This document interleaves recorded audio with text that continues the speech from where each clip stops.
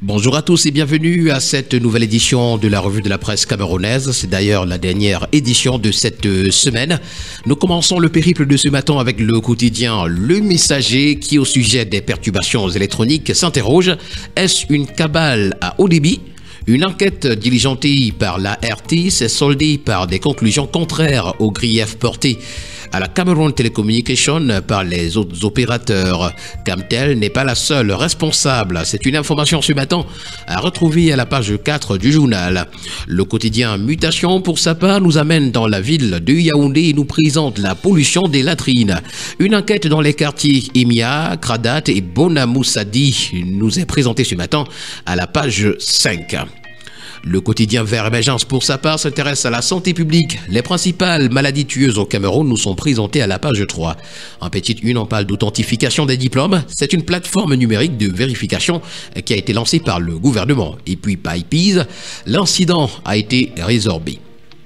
Nous continuons ce matin avec le quotidien L'économie qui s'intéresse à l'arrêt de la subvention du carburant et nous fait savoir que le FMI accentue la pression sur le gouvernement camerounais. Le sujet est au menu des échanges entre les autorités et une mission du Fonds monétaire international qui séjourne au Cameroun jusqu'au 16 octobre 2024. Financement de projets également, la BDIAC va mettre en place un guichet islamique. C'est l'information rendue ce matin à pied de une du quotidien L'économie. Avec le quotidien Nouvel Horizon ce matin, on s'intéresse au ministère des Travaux publics. C'est 358 milliards de francs CFA pour la route Yokadouma-Mulundu-Kika.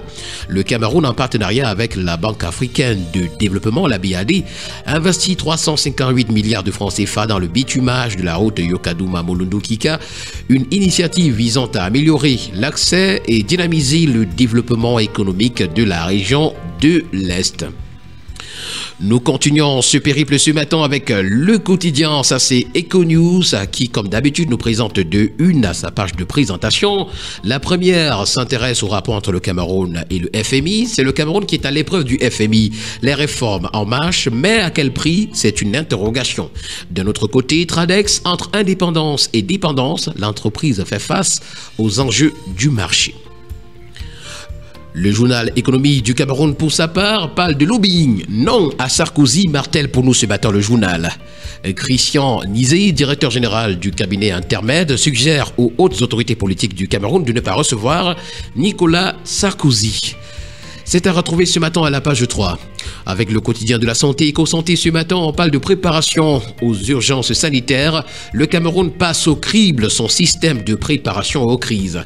Dans le cadre de l'examen universel de la préparation, une mission de haut niveau de l'OMS s'est rendue au Cameroun du 1er au 4 octobre 2024 pour évaluer la capacité du pays à faire face aux urgences sanitaires. Cette évaluation, menée après la pandémie de Covid-19, vise à renforcer la résilience du système de santé camerounais et à améliorer la protection de la population. Drépanocytose, on en parle également ce matin dans les colonnes du journal. C'est un cri d'alarme et un appel à l'unité qui est lancé ce matin. Nous continuons cette revue de la presse ce matin avec le journal Alpha Echo qui s'intéresse à l'affaire Bolloré, port autonome de Douala, port autonome de Kribi. Le rapport accablant de la CONAC nous est présenté ce matin. Des révélations issues du rapport de la Commission nationale anticorruption CONAC dévoilent des irrégularités financières majeures concernant les activités du groupe Bolloré au port autonome de Douala ainsi qu'au port autonome de Kribi. Voilà une information ce matin à retrouver en paquant à la page 3 du journal. Et nous continuons avec le quotidien d'information républicaine. Ça, c'est le drapeau qui s'intéresse à la lutte contre le paludisme. Les journalistes sont mobilisés pour le changement.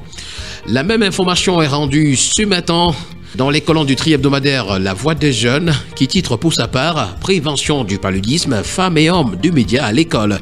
Ils étaient une vingtaine de journalistes à participer à l'atelier de renforcement des capacités organisé du 25 au 27 septembre 2024 dans la ville de Soa par le MinSanté, l'ONG Impact Santé et AJC Pro Santé également. Nous continuons ce matin avec le quotidien L'Info à chaud qui parle du forum des titulaires de chaire UNESCO du monde à Addis Abeba. Les prouesses de l'Afrique centrale ont été saluées. Amanclaude Banda, titulaire de la chaire Afrique centrale Access TIC sur le podium de l'Union africaine, a déclaré, je cite, Au Cameroun, par exemple, nous avons déjà formé 1 million de femmes et de jeunes au TIC grâce au soutien de notre président. C'est une information ce matin à retrouver à la page 2. À Yaoundé, une maman a été arrêtée pour avoir égorgé son enfant. L'information est à retrouver en page 3. Et puis en page 5, on parle du ministère des Sports et de l'Éducation physique. L'émissaire du président de la FECAFOOT reçu en audience par son grand frère et ami, le ministre. Nous continuons ce matin avec le journal Telegram News. C'est un hebdomadaire qui s'intéresse à l'exploitation minière au Cameroun et nous présente le double jeu du mine d'été à Batouri. Des décisions sont prises à l'emporte-pièce au profit parfois des entités n'ayant pas qualité. Le non-rétablissement dans leurs droits des sociétés remplissant le cahier de charges, tout ceci va en violation des décisions de la Cour suprême. Sous le regard du professeur Foucalitous, la loi est allègrement piétinée et les conséquences sont énormes. D'ailleurs, les conséquences nous sont présentées ce matin à la page 3 de l'hebdomadaire Telegram News. La voix du consommateur, pour sa part, s'agissant du Douala Yaoundé phase 2 de cette autoroute-là, nous fait savoir que le kilomètre d'autoroute est à 6,3 milliards de francs CFA.